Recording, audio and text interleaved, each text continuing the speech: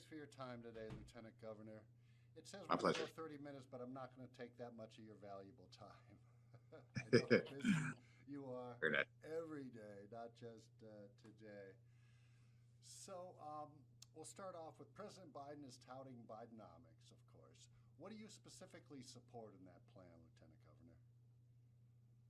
Well, what the president has done has been nothing short of remarkable. And we felt it, frankly, here in the state of Michigan, the way that our economy in America has been coming back since COVID is a result of, good policy and of good execution and of great investment. And we've seen that in Michigan, perhaps uniquely amongst states. We've seen tremendous investment in our people, our infrastructure, whether that's I'll just speak from the heart on something that's important to me, and that's expanding things like broadband internet access. And the Biden-Harris administration has worked to deliver $2.4 billion, including $1.5 billion just a week or so ago, to the state of Michigan to improve access to high-speed internet, the kind of internet that can change lives, change careers, improve health outcomes. They've been replacing lead service lines, getting us clean water, and all. We've just been a great partner and a great resource for the people of Michigan, this administration, and we're proud to support them.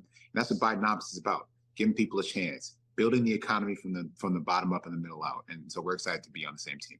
Yes, sir. It is exciting, and I'm happy with the direction myself. How do you think Michigan is handling ongoing inflation concerns? Obviously, it's been something that's affected the entire country, but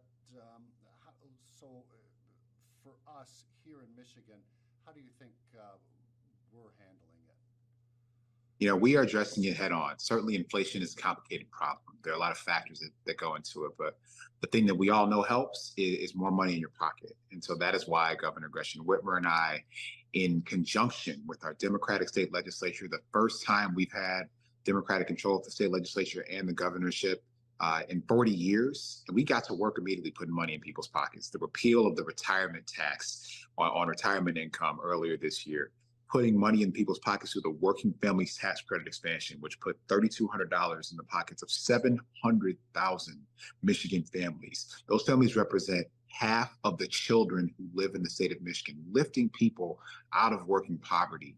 This is what you need when things are expensive, when groceries are expensive, when gas is expensive. You need money in your pocket to be able to deal with it while all those global externalities and factors come into it. Just making things more affordable.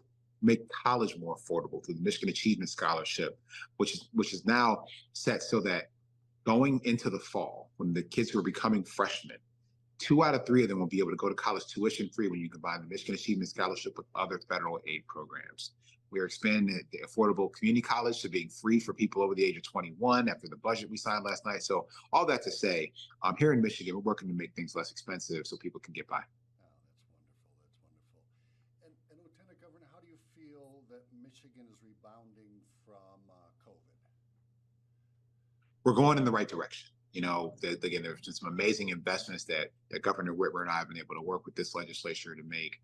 Look no further than the investments we've made in education. Look, I have school-age children. I got twins who just finished the 4th grade. My baby girl starts kindergarten in the fall, and all of our kids have needed additional help. And importantly, the education professionals who work with them have needed some additional support. We've worked to deliver that during the pandemic and beyond. We're going to make sure people continue to have access to childcare they can afford, that we get more money in our schools than have ever been in our schools available to us, that we're supporting those businesses that were able to survive the pandemic. And for those that didn't, we're able to help people with ideas, launch a new one. That's what this is about: supporting workers, supporting families. And that's what Governor I was going to prioritize. That's going to help us stay on this trajectory coming out of the pandemic that was so challenging. But those challenges are going to open the door for opportunities. Yes, sir. Yes, sir. And as you alluded to, Michigan has now a new budget. What do you think it says about your administration's priorities, Lieutenant Governor? Well, it reflects that we are going to always choose to invest in people and opportunity. But look no further than the budget on education. This is about positioning students for success. That's why we are investing more money per student than ever in the history of the state of Michigan. For the 5th budget in a row, we've raised the education budget on a per student basis by more than 20% since we've been in office. That's more money for supplies, for laptops, for books, more money to support the education professionals who support student learning and student success. We also funded a free breakfast and free lunch program for every child in Michigan schools.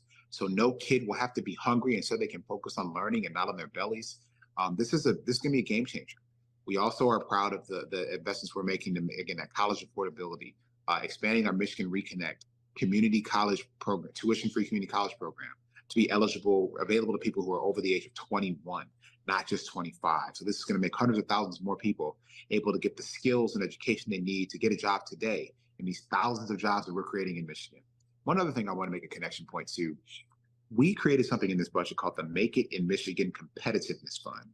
Michigan has been really aggressive in drawing down federal dollars from the Biden-Harris administration. And this competitiveness fund will help us match those federal resources with state resources so we can get even more. That's more investment in roads, more investment in bridges, more investment in clean water, more investment in internet access, and more investment in affordable housing. And that's just the beginning. Wow, there are a lot of things in this new budget that really are game changers, and I applaud you and the governor for that in terms of education and infrastructure and everything else.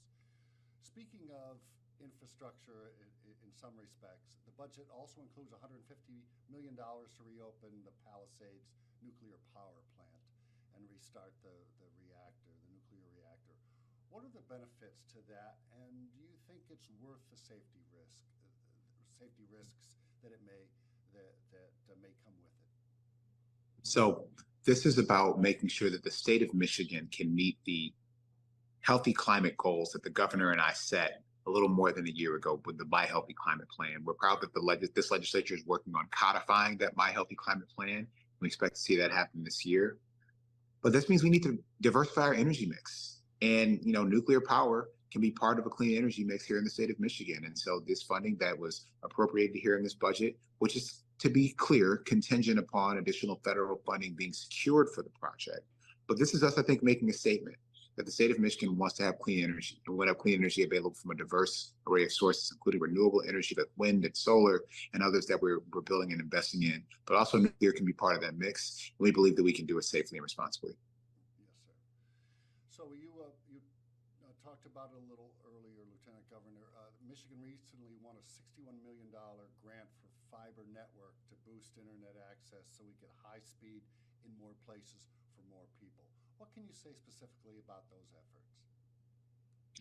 Well, Michigan is going to be the first large state to connect all of our people to high speed, high quality, high bandwidth, affordable, and reliable internet access. This is something that's important to me. It's animated my public service since I was a freshman in college about the importance of what it meant to be connected to the internet, what that meant for people's educational opportunity, what it meant for your creativity and your ability to have fun in a modern world, but also how it could improve healthcare outcomes for people who are better connected, how it can improve outcomes for our farmers, where if you have a more connected farmland, you can have more precise agricultural technology deployments. You can have a more profitable farm with higher yields. And so this is really about all the ways that technology can unlock potential, can unlock the ability to get ahead, the ability to be successful. And so being connected in our communities creates a better chance of success for more people.